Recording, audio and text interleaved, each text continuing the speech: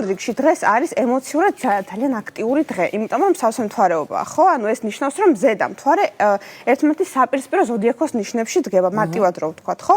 და ერთგვარი კონფლიქტი იცის ამან და ემოციური გაორება, მაგრამ რა შეიძლება გავაკეთოთ? ჩვენ ის არაცნობიერი ტრავმები, წყენები, ყველაფერი რაც გვაქვს დაგროვილი, ეს ამოდის წინა პლანზე და შეგვიძლია რომ სავსე მთვარეობას რა გავაკეთოთ?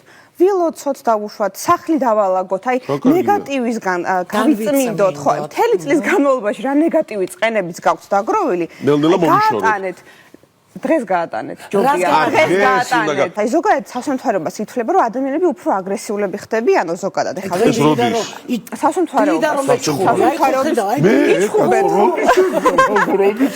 ამიტომ მოვერიდოთ კონფლიქტებს. დღესთან წლის ბოლოს სავსე მთვარეობა და მოდით, არ გვინდა ეს ნეგატივით დამუხტვა, პირიქით გავატანოთ აი ამ დღეს ნეგატივი იმისთვის, რომ აი ახალ წელს დადებითად და პოზიტიურად შევხვდეთ. ჩვენი ხანი გრძელდება აი ეს პერიოდი, რომ ჩვენ შეგვიძლია რომ აი ამ პერიოდის განმავლობაში განვიწმინდოთ ფაქტიურად შეიძლება ითქვას. ხვალზე, დღეს დაიწყო და შეგვიძლია რა გავაკეთოთ? 3 დღე აქვს ხოლმე სავსე მთვარეობას გავლენა კიდევ. ამიტომ დღეს ხვალ ზეგ შეგიძლიათ გააკეთოთ.